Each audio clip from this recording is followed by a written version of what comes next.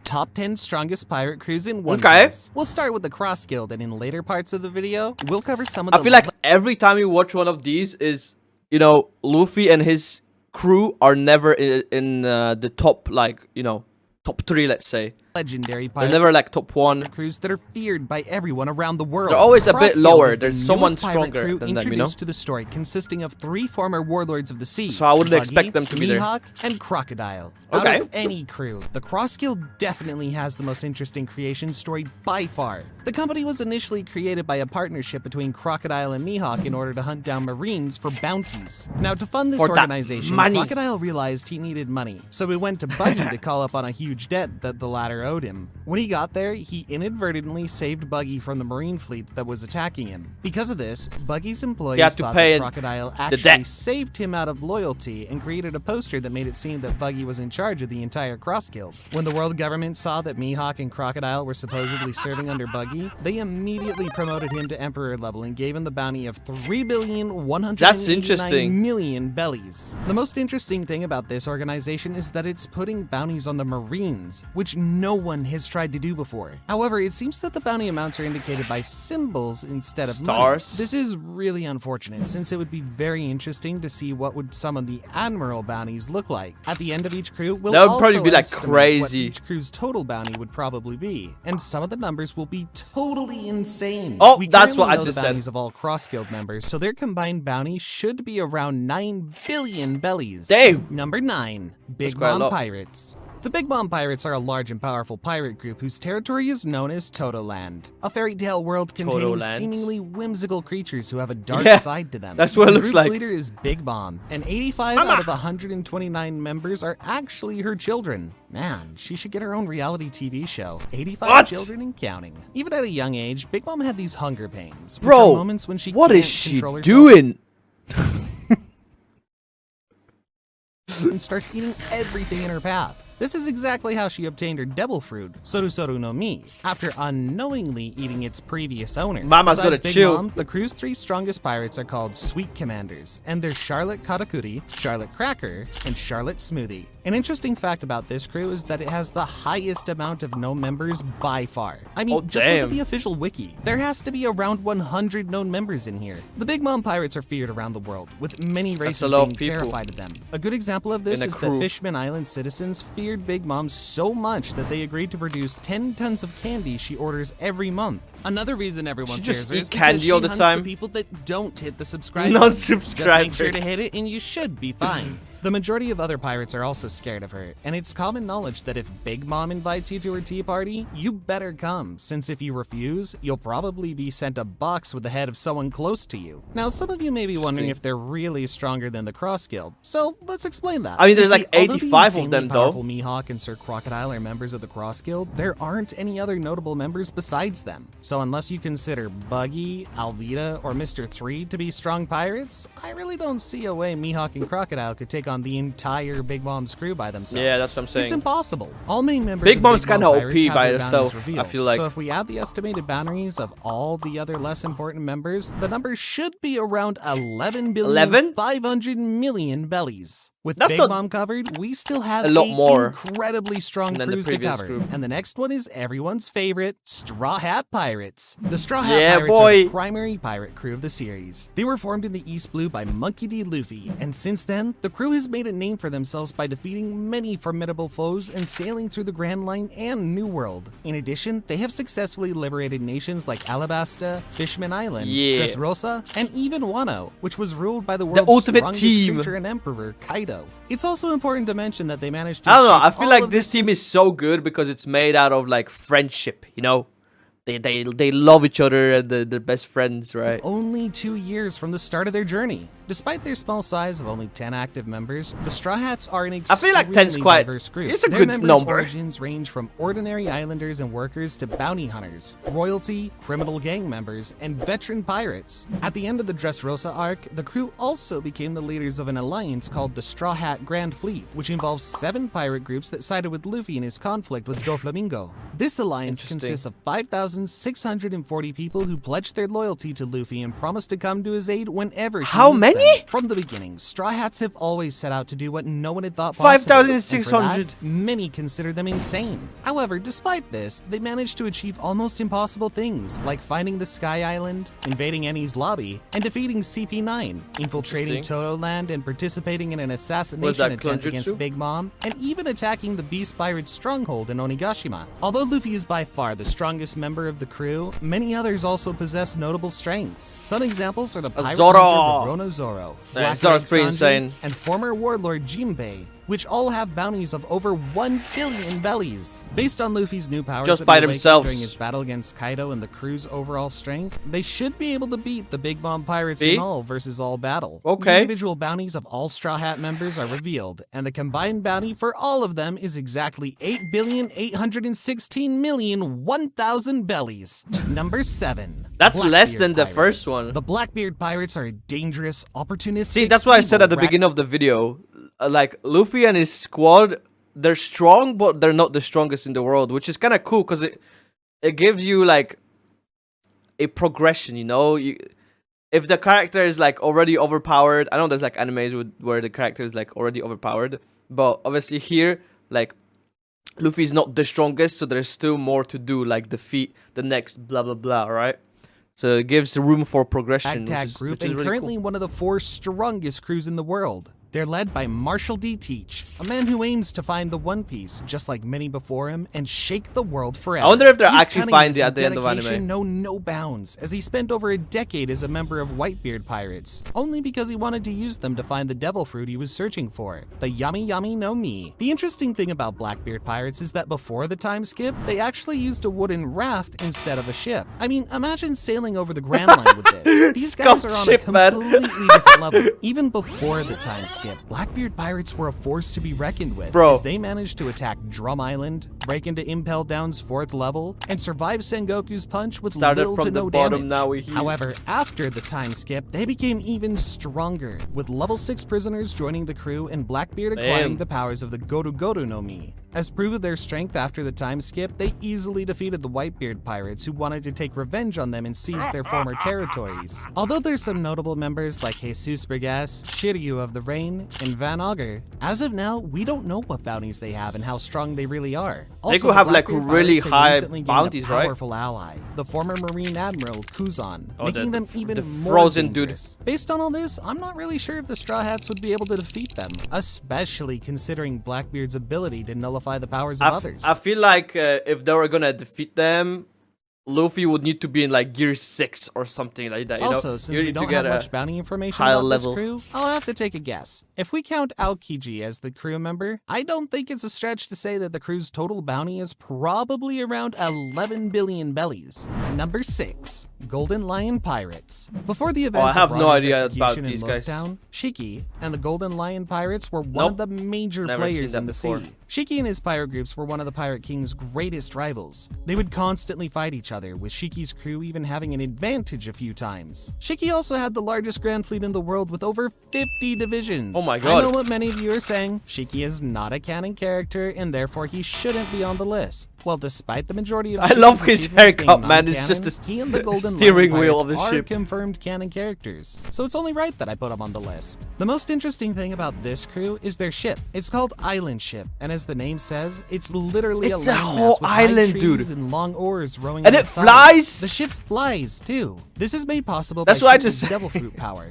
Fua Fua no Mi, which allows him to fly and levitate other things into the air. The other notable members What? besides Shiki are Scarlet, a giant gorilla, and Indigo, the crew's scientist. Unfortunately, Cool not names. much is known about these characters since all of their appearances were in movies and are not canon. Oh. None of the crew members, including Shiki, have known bounties. It would be cool making to it see pretty them, much like, impossible to later rank them on against in other the crews. anime. However, since they were one of Roger's biggest if they rivals, haven't, it's like, shown- undeniable that they were a very strong crew, and because of that, I've put them Hey? at least above Blackbeard. Also, their Okay. bounty was probably around 8 to 10 billion bellies. All right, from here on, Hard to the total speculate bounties something start to that's become non-canon, pretty right? insane, and you definitely don't want to miss list the bounties on the 2 strongest Is it gonna be crews. Whitebeard here? Number 5. Red Hair Pirates. Although Red Hair Pirates are mostly shrouded in mystery, they're certainly one of the strongest pirate crews ever. Why are they called Red Hair Pirates when there's only one guy that has red hair? What?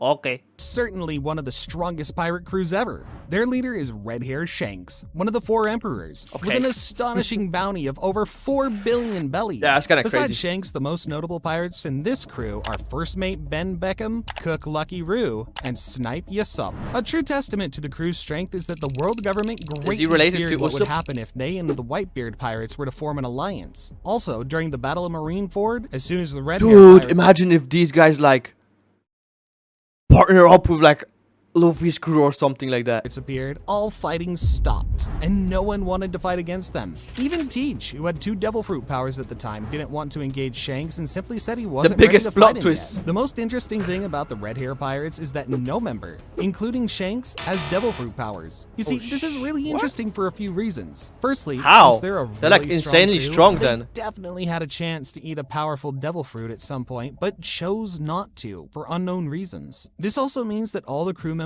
must be exceptional hockey users, as they were able to survive for so long in the new world. However, the majority they of go their crazy bounties with are haki, I guess. unknown, so and we haki's can't stronger estimate than how a Devil strong Fruit, they really right? are. I went back to reread some chapters and found out that there is actually one revealed bounty besides Shanks. It's the bounty of the crew's apprentice named Rockstar, who has a bounty of 94 million bellies. I mean, if a rookie has a bounty this high, I can only imagine what the officers' bounties are. They must all be in billions. This would make my estimate for their total bounty around 12 billion bellies. What? Okay, that's 4, just like speculating.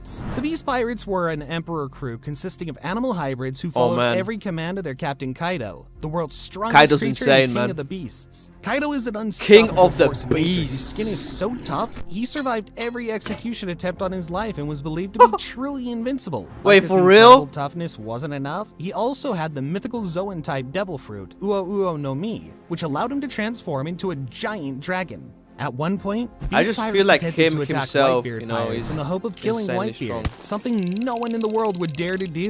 They also managed to conquer Wano and had many of the country's samurai working for them as subordinates. The true strength of this crew lies in their underworld connections. Due to Kaido's alliance with Doflamingo and Caesar Clown, they had access to Smiles to help form an army of over 500 artificial Zoan Devil Fruit users. The sheer number of crew members with Smile Fruit forced both Luffy and Zoro to retreat after they attempted to assault Kaido's castle. Other notable members besides they Kaido tried to do that? Right Hand Man, King, Jack the Drought, and Queen. Despite Luffy's the overwhelming got power balls, of both man. Kaido and all of his crew members, Straw Hat Pirates eventually defeated them during the Wano Arc, and Kaido's crew lost the Emperor status. The majority of Beast Pirates bounties were revealed in the show, so their total bounty should be similar to Red Hair Pirates at around 12 billion bellies. Number 3. Whitebeard Pirates. Whitebeard! The Whitebeard Pirates were formerly one of the strongest pirate crews in the world. Their captain, Whitebeard, was one of the 4 emperors and one of the few people to have ever been a match for the Pirate King in a fight. They were very different from any other pirate crews, as Whitebeard didn't at all care about treasures. He instead had a great desire for family, which he believed was the greatest treasure one could have. I love that. Massive pirate fleet. What an honorable man. Subordinate crews in the New World and having 16 divisions of his own, with each one having its respective captain. Whitebeard's crew is arguably the one the world government feared the most. Because of this, they were prepared to use pretty much the entire Marines, including all admirals and 7 warlords of the sea, to fight Whitebeard Pirates. And even then, they weren't sure if they'd manage to defeat them. Sengoku also said that with his Devil Fruit, Whitebeard had the power to destroy the entire world.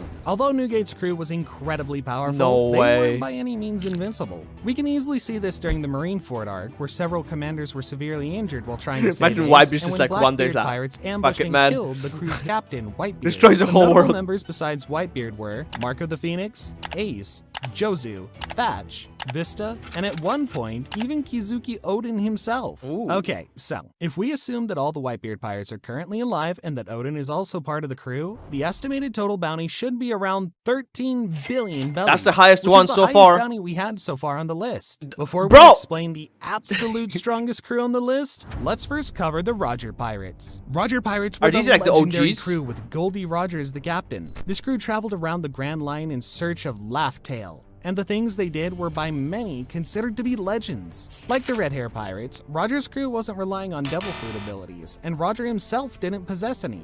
By far, their most important feat is There that should they be like a managed to find prequel all to four the story. rogue poneglyphs and reach the final island, Like a movie or Laugh Tale. something. With That'd be this, cool. members of the crew discovered the Unless true there's history already of one the like that. world, the events of the Void Century, and the meaning of the initial D, things only a handful of people in the world know. This led to Roger being given a bounty of 5,564,800,000 Bro, bellies. The he's highest- got half of Whitebeard's crew just by this one guy.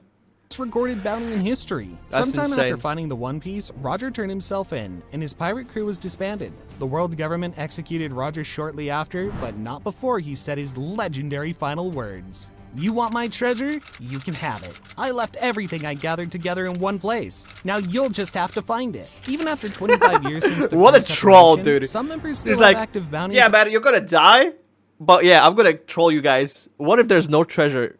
But hey, you can go They're look for it. constantly chased by the world government. Since Whitebeard and Roger Pirates battled each other many times over the years, and each time it ended in a draw, it's obvious that the crews are of almost equal strength. I chose Okay, to put makes Roger sense, Pirates makes higher sense. on the list because of their legacy, but it could have easily been the other way around. By now, you're Reverse probably Uno. wondering what was the Roger Pirates' total bounty. Well, unfortunately, this information was never revealed by Oda, but I'll still try to answer it. If we assume Odin to be a part of the Rogers crew, I believe their total bounty was definitely over 15 billion bellies. Wow. Number 1, ROX Pirates. Wait, there's more? Imagine being so I powerful thought that was the and number one. influential that the world government had to erase you from all history books and cover up that you ever existed. Well, this is exactly how powerful ROX D. Zebek and his pirate crew were. Okay, you may be wondering, how can this pirate crew be stronger than some of the other crews we mentioned? Well, you'll quickly understand that as soon as I tell you who were the members of this famous crew. Okay. Besides ROX, who was the captain, some of the others were Kaido, Charlotte Linlin, Shiki, Oh, and this was even like- Whitebeard. What? Yep, you heard Whitebeard? it right. The What are you world's doing? strongest man, king of the beasts, one of the world's strongest Dude, that was like swordsmen, the and ultimate Big Mom team. were once a part of the same crew. Holy. Under ROX leadership, this group became the most feared pirate crew in history. Yeah. They went across the world doing whatever they What? wanted with zero regards for the repercussions or fear of being captured.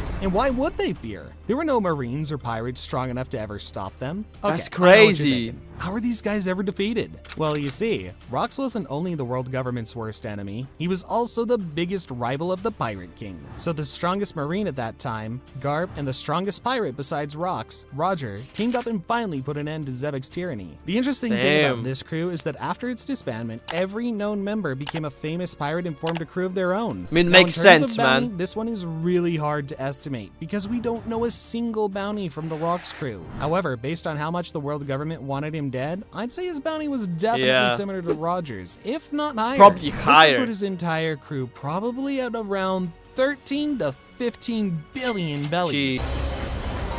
Cuts him in half.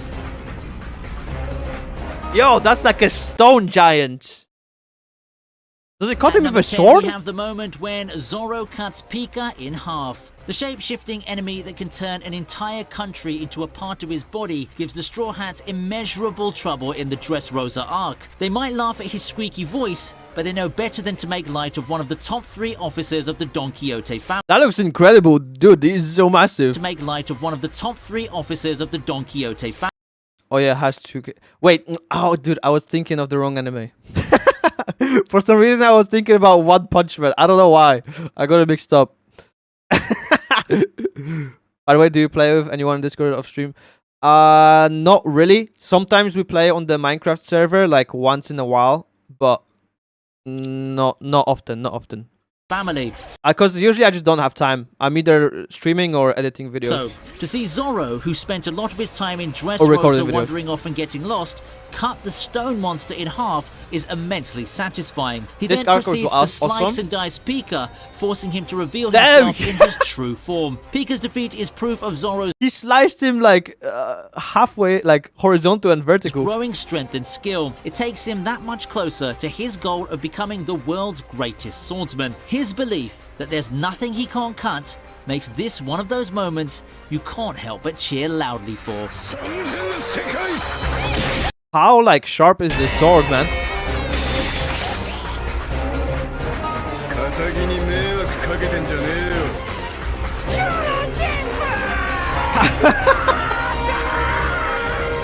Yo,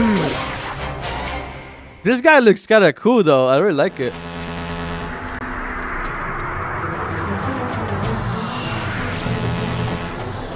Wait. Fishman Island Arc, when Hody Jones boasts that Luffy and his crew number just 10, whereas he has 100,000 men at his disposal, even some of the Straw Hats are overwhelmed by the threat. Luffy reduces that threat by half in an I'm just gonna say Luffy, okay? I don't care. That's how I said it in the beginning. People were saying I pronounced it wrong. The video is proving me right, okay? It's Luffy. It's a proud moment for the Straw Hats who realize their captain has mastered Conqueror's Haki. For fans, it's the payoff we get to see after the 2 years Luffy spent training with Rayleigh. What also contributes to making this moment special is the fact that One Piece uses its Haki sparingly. Unlike a lot of other anime that overexpose their power-ups, Haki's a rare commodity in One Piece, mastered by a chosen few and used only in big moments. For Luffy, the incident at Fishman Island is one of his early uses of Haki after the time skip, but remains an unforgettable memory. This guy looks badass.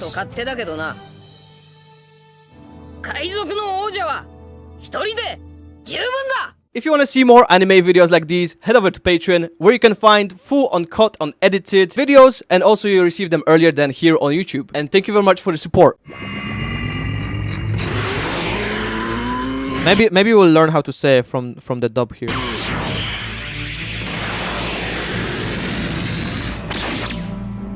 It's another one-man show at number 8 with Law cutting Punk Hazard in half. For all of his lectures to Luffy about the virtues of life... Even this guy says it Luffy.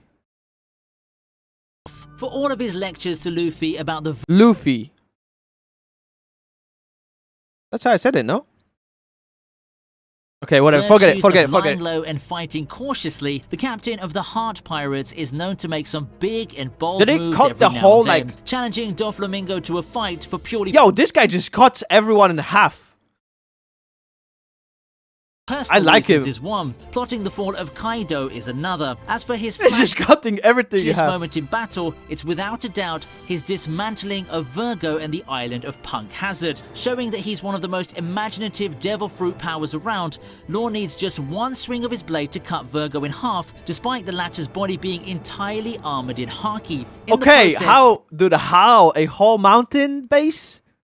The facility, which produces the main How long is his sword, dude? ingredient for Doffy's fake devil fruits, and the mountain it's built on also get carved beyond repair. It's a moment where you can't help but be impressed by the Surgeon of Death.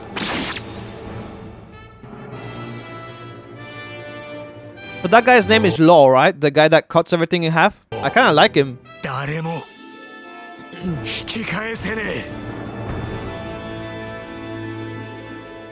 At number 7, we have a special moment from the Marineford arc, which is crowded with special moments. Oh damn, he's like all grown up here. Holy. Luffy. After taking the aerial route... I gotta love how like there's giants, you know?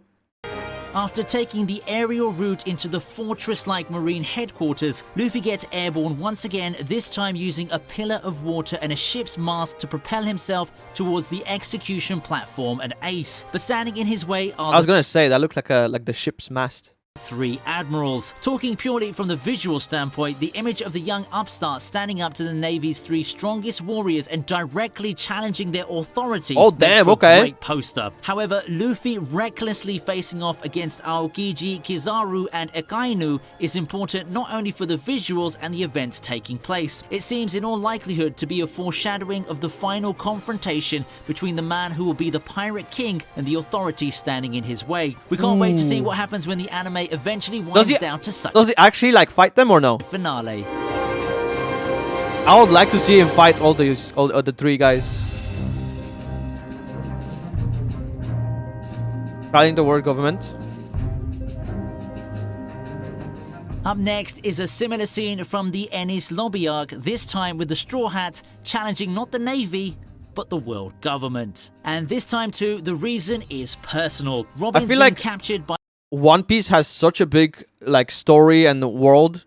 I would not be able to keep up by the even if I like CP9, the world government's watch it, top you know? secret group of assassins. It Luffy feels so and gang big. break into Eni's lobby, the notoriously fortified judicial island that serves as the organization's headquarters. Rarely do we see the Straw Hats stand as a single team in one frame. Most of the time they're off doing their own thing, but here, seeing them all together on the roof of the courthouse and standing shoulder to shoulder as they challenge the CP9 and its leader Spandam, it's impossible not to feel a rush of excitement. The detestable Spandam I want to meet a mad lad who is actually keeping over the points to show. the futility Dude, trust, there's of probably their a lot of challenge, people that bragging still that watch the like small crew's upkeep no with match it. for the government's might. In response, Luffy has Sogeking shoot a flaming arrow at the government flag. It's a declaration of war that shows Luffy has no problem picking a fight with someone bigger and stronger than him. Oh damn.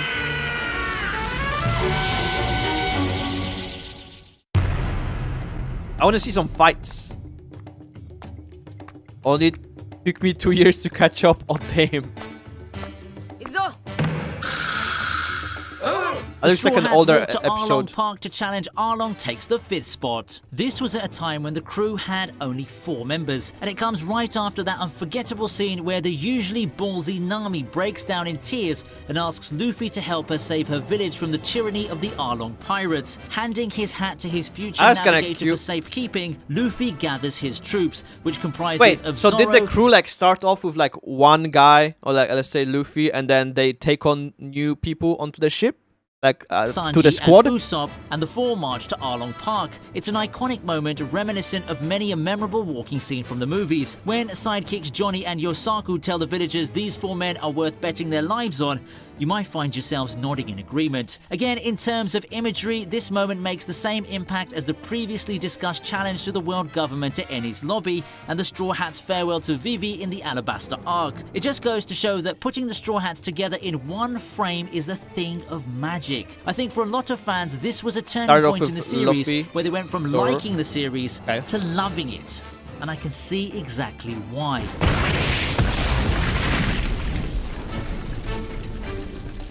Oh damn!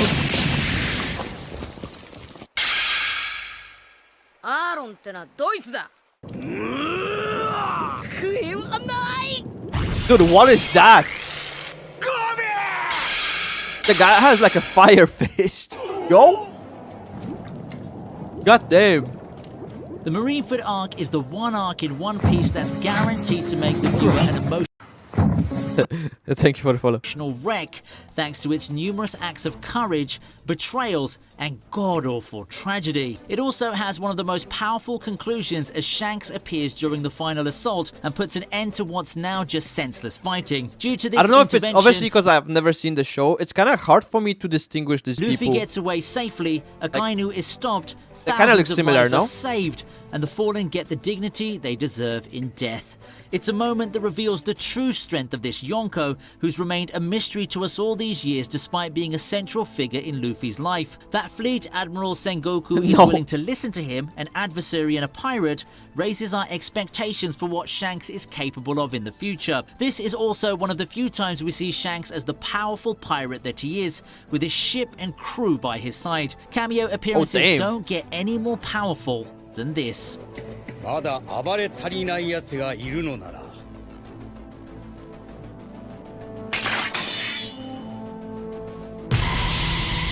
That crew looks kind of cool, 俺 man. たちが相手をしてやる There's got a monkey there. こいつらこれ式で Is there a lot of fights in the anime, like fight scenes? Or not really? 俺は白ひげだ Whitebeard's entrance at Marineford is anime legend by now. His death's even more epic, but there's a Yo, moment this guy in looks between that really says a insane. lot about the kind of man he is. Wait, what is that? Are these like people? What is that on it? Why does he have a hole in his chest? Is he like undead? in between that really says a lot about the kind of man he is. There's no honor in ganging up Wait, on these are actual people? an opponent, even one as fearsome as the towering Whitebeard. Yet the Jeez, Marines what single the him out, hell? throwing everything they've got This at is him. massive. It's a good strategy, but hardly heroic. What's heroic is Whitebeard's response as he stops his crew from rushing to his aid. "I am Whitebeard," he roars, even with his body bearing hundreds of battle wounds and cannonball smoke rising from his face. With just these Bro, words, I kind of want to watch this scene, like the he whole makes whole the scene for Marines, this. who pride themselves as upholders of justice, look dirty and dishonorable. That looks and those epic. aren't empty words. Whitebeard goes on to show the Marines just who they're messing with, and we can't help but be proud.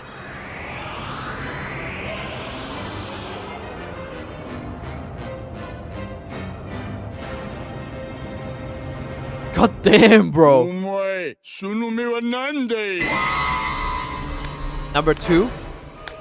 As you might already know, in One Piece, the Celestial Dragons aren't just nobility, but practically godlike. Even the carefree Okay. Luffy understands that they're not to be It's good. I'm trifled learning with, here. I'm learning here a bit. no matter what atrocities they commit. Well, he gets it in theory, at least anyway. But when the idiotic Saint Charlos shoots Hachi at the slave auction and Luffy gets that glint in his eye, you know it's not going to end well for the high-handed noble. Hachi's So entreat- Luffy's like power is to extend his like arms, right? He's like flexible, right? Or something like that. to Luffy to let the matter slide, even going to the extent of saying he deserves to be shot, makes no difference to Luffy, who marches up to Charlos and smokes him in the face. One punch and Charlos is out for the count. Bro! Apparently, that fishbowl-like headgear the Yikes, Celestial man. Dragons wear isn't Straight exactly much in his protection. face. What Luffy does is audacious, even for someone who's in the habit of doing the exact opposite of what he's told. But seeing a bully get what he deserves is immensely satisfying. Damn. Okay. The repeat.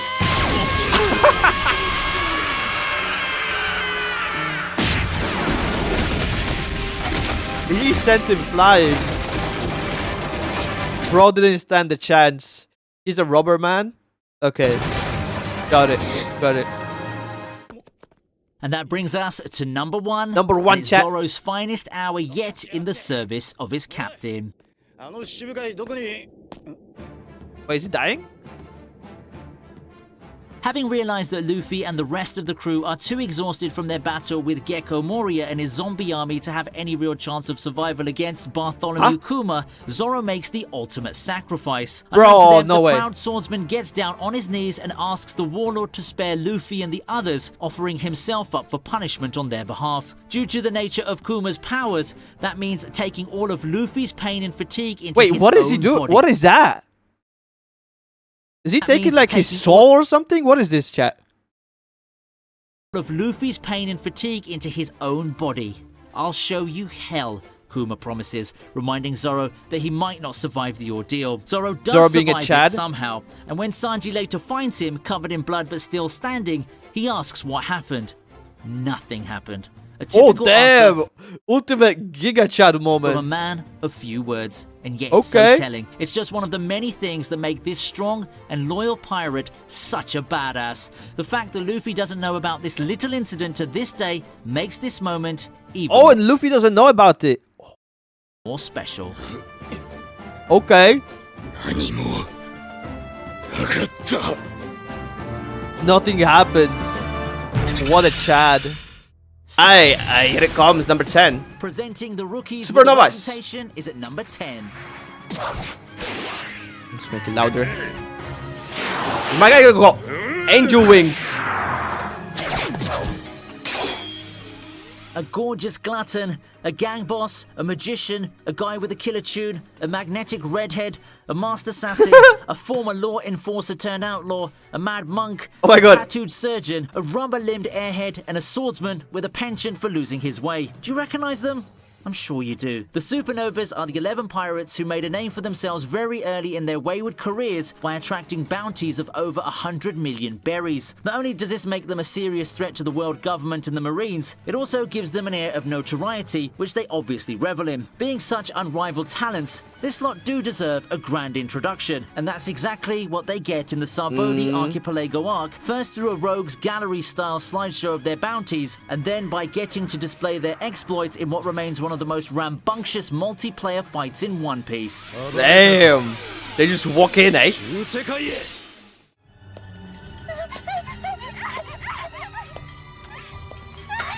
Eh? Silvers. Just 2 chapters She's a after mermaid. we were introduced to the Supernovas, we get to meet the famed former first mate of Pirate King Goldie Roger. It's a quietly powerful first impression, just right for a legend. A young mermaid's being caught by slave Mysterious. traders and is to be the star attraction of an auction attended by the world nobles. The gonna be a auctioneer slave. is giving her a hard time, but as he attempts to put an exploding device around her neck, he suddenly passes out. Behind him, in It's a this- prison for other slaves, an old man with a familiar white beard takes a sip from his whiskey flask as the giant sitting beside him tells him he knows it was his haki that saved the mermaid. This is a clever introduction if you look deep enough. It starts off Rayleigh's story with figured a it little out. display of haki, a teaser of sorts to the veteran pirate's future role as Luffy's haki coach. What a mysterious badass just drinking the whiskey, eh? わしは Oh, I like this guy. 若い娘さんが大好きで That is a sick intro, though. To be honest. Crocodile? Next up, we have the Sandman himself, Crocodile. Before he's revealed to be They the just primary punctured him. antagonist of the Alabaster Arc, What? we meet Crocodile as the hero of the Desert Kingdom. Standing atop a tall building, all the townsfolk seem to love this imposing figure with a golden hook for a hand. They chant his name and hail him as their protector. Unlike most early villains in this long-running One Piece saga, Crocodile's had a gripping character trajectory and journey for what little we've seen of him. He started off as a former crime boss and warlord Reminds me of of the Captain sea Hook. who set out to steal an empire. He was one of the first powerful rivals to cross paths with a young Luffy and hand him a devastating defeat. He later turned into an unlikely ally, but it's still a mystery where his loyalties really lie. Given his ever-evolving character and the potential for his return, Crocodile's introduction in Alabasta remains a memorable one. He just like sandstormed them away. What? 海賊の格が違うんだ Ooh, the disrespect. Coming in at number 7 is Dracule Mihawk, the Mihawk. world's strongest swordsman. He cut the ship in half. Yo, what? That is a sick intro, let's be honest, dude. Comes in, the whole ship in half. Hawkeye, as he's called, is an outlier even for a pirate. He's a single-man crew traveling the rough seas in a ridiculously small boat A with lone a ridiculously wolf. large blade. He doesn't seem to like That's a conflict, cool but doesn't boat. shy away from it either. He seems noble and honourable, but isn't above being a warlord of the sea and on the world's government payroll. It's only right that he makes a strong impression on debut, his first Yep. act being to cut a pirate ship in half, leaving an Dang. entire fleet of pirates trembling in his wake. He's the man who single-handedly destroyed their 50-strong fleet on the Grand Line. What the a Pirates badass. Lament. What makes this introduction even more special is the flash of excitement on Zoro's usually impassive face as he sees Mihawk for the first time. Oh, and then he trains 目の him. 男 That's cute. For our next entry, he might fire jelly beans as weapons, have a fondness for donuts, and have the word sweet in his title, but there is nothing Is that remotely him? sweet about him. Being the second son of Charlotte Linlin and one of the 3 sweet generals of the Big Mom Pirates, Guri is as overpowered as they come, and you know this from the start. There isn't even a doubt, considering that he has a bounty of Oh my 1 God. billion berries. As expected, he manages so to nasty, shock killed us with all a in his jelly first bean. appearance, such as his power. That power is an The door ability has a to see face? slightly into the future, a result of polishing his observation haki to such a level that it's given him the gift of clairvoyance, a power almost as rare as his mother's. Without making an effort, Guri is able to predict the words that will come out of people's mouths before they're spoken. That's predict so when an cool. attack is coming and how many people are involved. It's a godly ability revealed right off the bat for one of the main antagonists, and surprisingly, That's so the cool. most Kinda sympathetic overpowered figure though, of the right? whole Cake Island arc. Like, if he knows what's gonna happen, he's kind of seeing into the future. さあそれはどうかなてめえは At number 5, we have Monkey D. Dragon. Oh!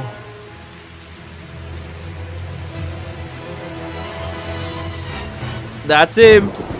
Other than the fact that he's the father of our hero, the son of Garp, and the supreme commander of the Revolutionary Army, very little is known about this man. We know for sure that he'll play a major role in the story that's yet to be told, but for now, he remains a fascinating secret, which is surprising in many ways, given that he made his debut in the series at around the 50th episode mark. True to how his character has unfolded so far, Dragon first appears as a mysterious cloaked figure in a rain-swept town who saves Luffy from Smoker. The only thing that gives away his identity is the distinctive tattoo on the left side of his face. From the sudden and intense storm that sweeps the town right around I like his the appearance, intro we with can guess that the Dragon's lightning. powers are immense, but like the man himself, they're still tightly Kinda- wrapped up in mystery. Till Oda decides to bring Dragon out in the open, we can only remain in awe of this enigma. Kind of puts him in like an evil, dark team. 弟の船出を邪魔する理由がどこにある But I think Mihawk's entry is my favorite so far.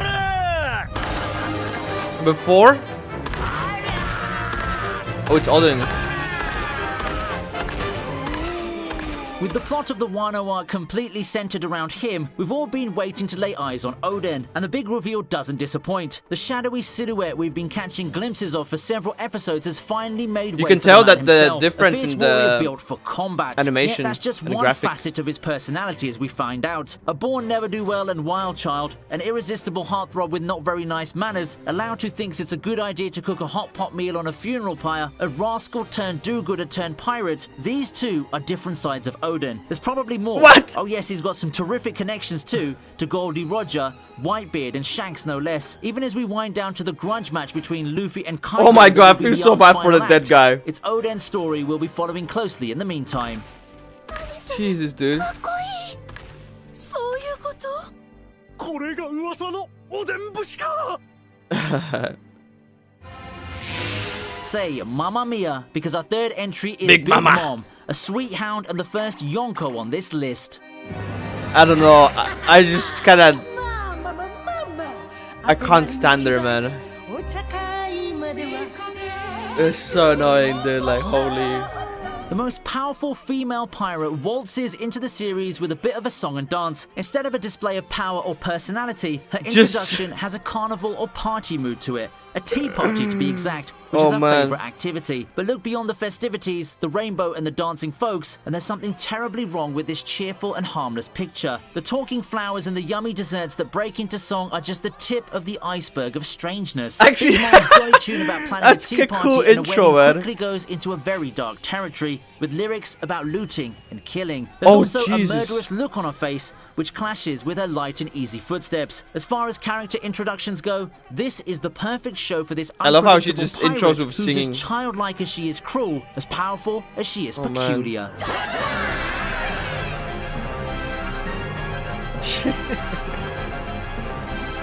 So weird. So weird.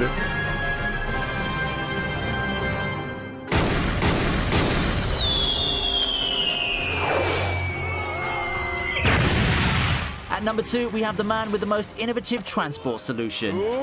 Flying on a cannon.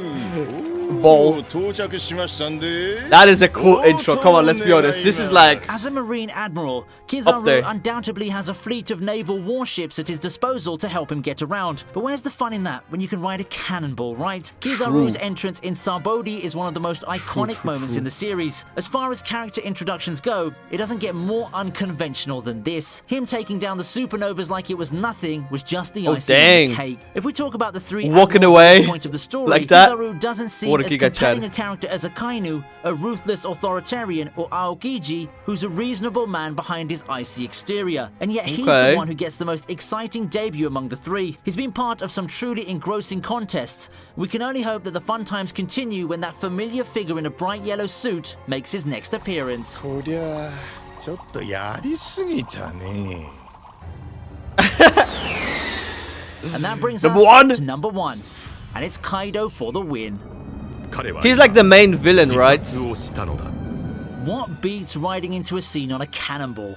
free falling from a sky sky, island yeah. and surviving the fall despite landing headfirst. That's what. That suicidal plunge is the moment we most associate with Kaido, the King of Beasts, and the central antagonist of the ongoing Wano arc. Before his debut, we knew Kaido to be an unstoppable, invincible force, more monster than man. In the episodes since that dramatic first appearance, we know him to also be a tyrant with the power to transform into an ancient dragon, as well as a hopeless drunk with a grumpy disposition. It's these little character quirks that make him interesting as a villain, more than his imposing powers and physicality in his evil deeds. As the Wano arc unfolds and the action intensifies, we can't That wait is to probably see his number one exploits. And this entrance build-up for of sure, man. excitement Like, and anticipation, I dare say, is what beats you flying from the sky and just crashing into an island and all thanks surviving to his that? fascinating introduction more than 200 episodes ago.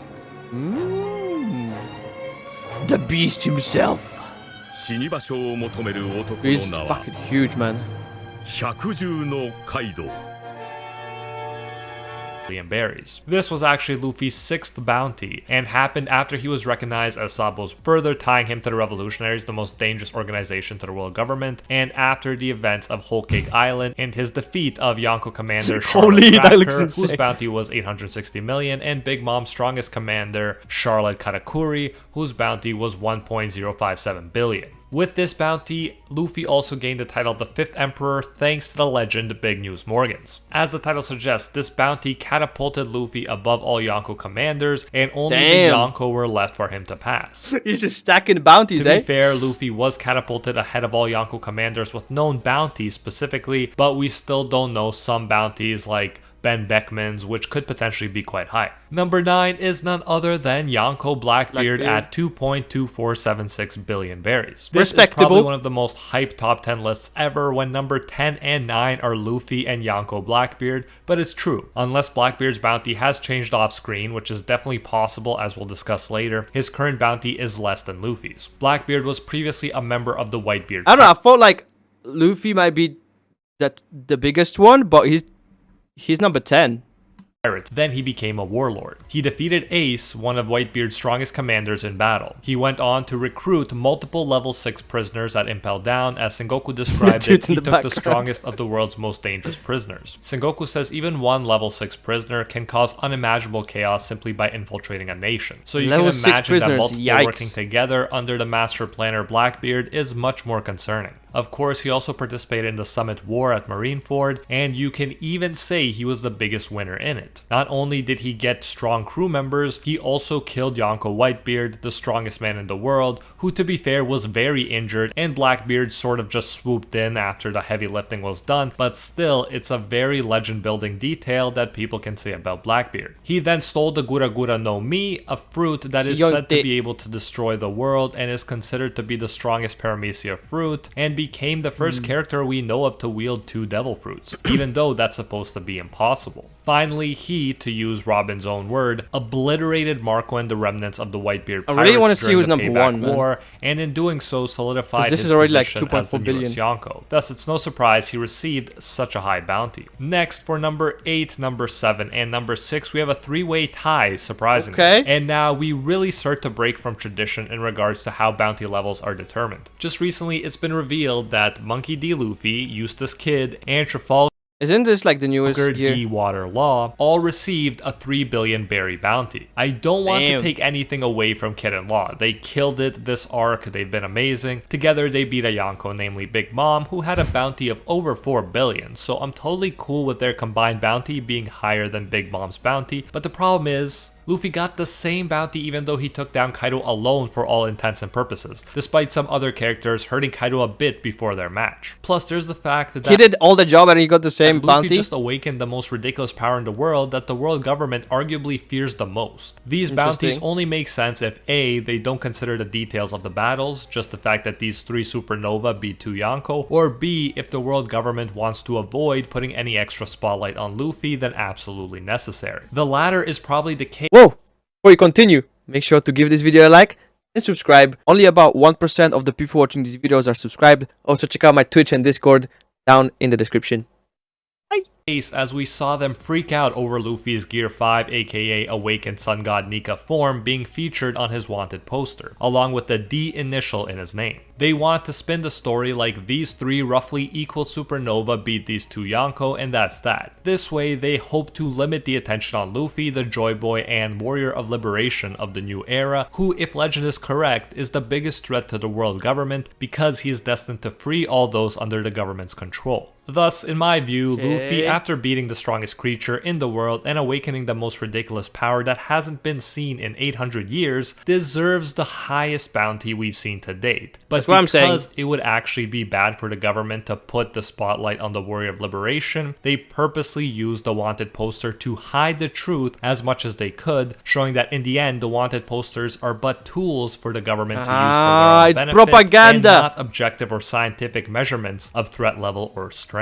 Number 5 is Yonko Shanks. So the world government puts them, I guess, controls them, right? 4.0489 billion berries, and believe it or not, now our red-haired boy has the highest known active bounty in the series. This serves the government well because they know Shanks is not the one. So the other ones are going to be kind of like outdated, right? Cause unnecessary trouble, and the 5 elders are even willing to secretly meet with him without trying to capture him, showing that they are not too worried about him. Obviously, in their view, Luffy is a bigger threat, but they still gave Luffy a lower bounty for tactical reasons. Number 4 and number 3 are Big Mom at 4.388 billion and Kaido at 4.6111 billion. Both of their bounties have become inactive in light of their recent defeats by the 3 Supernova, Kid, Law, and Luffy. It's funny to look at how the world government uses bounties to help manipulate public perception. In light of recent events, the public might assume it's kind of like the real government. The 2 most dangerous living Yonko with the highest known bounties have been defeated, and now the government's job must be easier because instead of taking down the strongest creature in the world and his legendary Yonko partner, they only gotta take down 3 upstarts who are weaker individually than either of the Yonko. In reality, the situation is much worse though, as we know, since in Kaido's case, he was more or less close with the world government, close enough to allow CP0 agents to chill in his territory. However, Luffy, who physically beat the strongest creature in the world, cannot be controlled and will continue to seek liberation for others, which will require eventually the downfall of the world government, and he won't compromise his ideals. So, even though we know Kaido was less of a threat to the world, I feel like Luffy is like the true good, you know? Always just. Don't let Luffy pass Kaido's bounty or even Big Mom's bounty. Number 2 is Whitebeard at 5.046 billion. This one is obviously also inactive since Whitebeard is dead after all. However, when he lived, he not only possessed the power to destroy the world via the Gura Gura no Mi, he was also viewed as the strongest man in the world and the man closest to One Piece. He fought on equal terms with his rival, Pirate King Goldie Roger, and as a younger man, he arguably could have become the next Pirate King and found the One Piece, but he wasn't interested because he prioritized his crew, aka his family. He was uninterested in the One Piece and in taking down the world government until they wanted to execute his family, and so it was safe for the world government to let him keep the highest active bounty while he lived. Furthermore, when he died at Marineford, that again helped the government's public image technically in the sense that Luffy they has the could highest look bounty back and say they helped take down the biggest threat in the world, and thus the world is now a safer place, and even the strongest man in the world wasn't strong enough to beat the world government. Lastly, number 1 is the great pirate Goldie Roger, the former Pirate King. As with Luffy, the government wanted to erase the D from his name, and in his case succeeded by changing his name to Gold Roger on the wanted poster. This is a little clue to us that Luffy has reached a similar status in the eyes of the world government, and I of course think he's more dangerous as I've explained because Roger didn't have the Sun God Nika fruit. Furthermore, as Roger mentioned before, he knew he was too early, so he wasn't planning to take down the world government. In fact, we were told he helped the world government and Celestial Dragons at God Valley when he worked together with the hero of the Marines Garp to take down the ROX Pirates. Then he handed himself over to the world government when he was sick, and so the world government looked strong because they got to publicly execute him, the man with the highest bounty ever as far as we know. From the government's perspective, Kinda seems they like might the government's purposely never controlling want to give everything. any other enemy a higher bounty because as things stand, they can always publicly maintain the image that if they could beat and execute the Pirate King, Goldie Roger, then no one should think that a pirate with a lower bounty can take them down. In this way, the government maintains the appearance Controlling. of strength, even though behind the scenes, the situation what's up, is guys? way different and way worse for them. And so these last bounty reveals have completely changed the game and the way we view bounties. Now, Dragon might in fact have a lower bounty than he deserves, even if he's the world's worst criminal, because the government doesn't want to give him too much attention or hype. That being said, I should clarify that I've discussed known bounties in this video, and it's quite likely that future reveals So I feel like the bounties don't actually represent anything because the government can just change bounties it. will change the makeup however they of want. this list. For instance, Dragon might break into the top 10. Blackbeard might have a new bounty which would make sense, or else two non-Yonko, namely Kid and Law, would have higher bounties than him. The myth, the man, the legend, Buggy D Clown, who became a new Yonko along with Luffy, also might have a bounty now that gets him into this top 10 list. So I may need to do an updated version sooner rather than later. But for now, just let me know your top picks for who will break into this list.